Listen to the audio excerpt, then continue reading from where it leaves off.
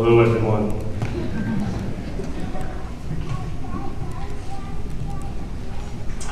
Before I begin, I just want to thank a few people, and these are people that have been very important in getting me here and helping me through school and just being a good influence in my life. First of all, my mom, my stepdad, my sisters, all of my supportive extended family that are here today, all of my pals from Topeka, Steve Fredrickson and Thea Rodemaker, Katie Jones, Mr. Honus, Mrs. Tice, Mr. Hanna, Miss Eck, my 6th grade teacher, Mrs. Breckenridge, and my 3rd grade teacher, Mrs. Cantrell. It's an honor to be speaking here today. The day of reckoning has come.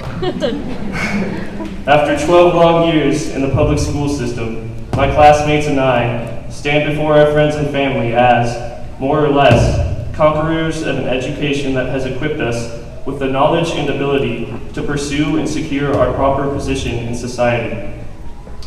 This accomplishment deserves the admiration and praise of the aforementioned family and friends, as each of us would not be here today had we not put forth some notable degree of effort. However, as the old cliche goes, this is just the beginning. What we choose to do now will either break us or better us, and fate, indifferent and unrelenting, will surely show us further opposition at some time or another. If there is anything that I have learned in my 4 years at Medicine Lodge, it is to meet fate head on. The summer before my 9th grade year, I moved from Topeka, Kansas to Medicine Lodge, Kansas. According to the 2010 census, the Topeka metropolitan area consists of approximately 235,000 people. Therefore, you can imagine the initial dismay that I felt when my mother informed me that I would be moving to Medicine Lodge, and I replied, "We are moving where?" I was struck with a huge culture shock. I found that I completely differed from my peers in terms of interests and values, as well as political and religious philosophy. For the first time in my life, I found myself alone and struggling to make friends. Eventually, I found my niche at school amongst a few of my fellow social outcasts. For quite a while, I sulked and dwelled upon the negative aspects of the situation, but what I have come to realize recently is that being faced with this circumstance was the single greatest thing that could ever have happened to me. It was a chance to improve introspectively, extrospectively, and all types of spectives in between. To better myself as a human being, to cast off fear and hesitation, to develop my confidence in academic abilities, to catch up on current events, to better understand human behavior, to organize and regiment my life, to fix the fundamentals so that I may excel in higher planes, and to give myself impeccable posture.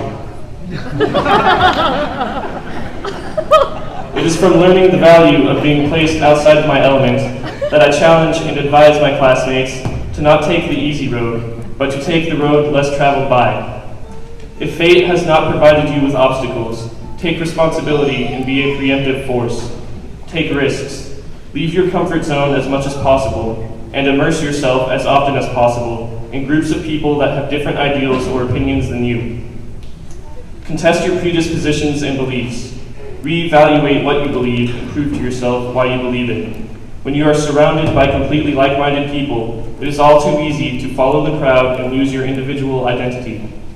It is in facing adversity that we define who we truly are. Read everything you can. Read Chomsky, Rousseau, and Marx. Read Rand, Burke, and Adam Smith. Read the Bible, the Quran, and the Bhagavad Gita. Watch Fox News and watch MSNBC. Then do what is right and read Al Jazeera America instead.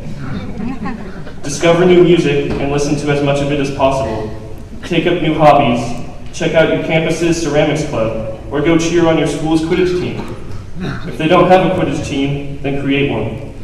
Make friends of varying ethnicities, religions, and political beliefs. It is for the preservation of diversity that this great nation was founded. Cultivate your mind in ways that this 12-year-long public education never could. When your children or grandchildren ask about your adventures as an aspiring young adult, have something to show them other than a collection of empty bottles. like a collection of fashionable paisley ties, for example. Learn from your mistakes and the mistakes of others. Do not take every chance you get to push the blame onto others. Accept personal responsibility for the direction that your life is taking. Show mercy, forgiveness, and follow the golden rule. Lastly, live with determination and steadfastness. There is a quote by the great Kurt Vonnegut that goes as follows: "True terror is to wake up one morning and discover that your high school class is running the country." The class of 2014 will soon be one step closer to such an epiphany.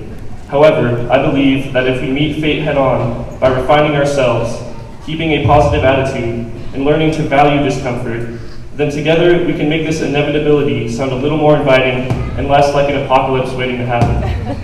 Thank you.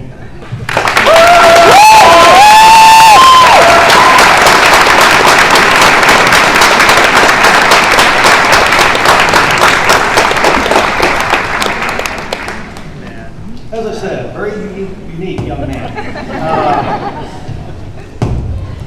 One thing about graduations is they're built on memories, and imagine that for getting to write up something for one of our valedictorians. So, Sarah, I just quickly got yours done just now. Where you're at. No, actually, I found it in the trash.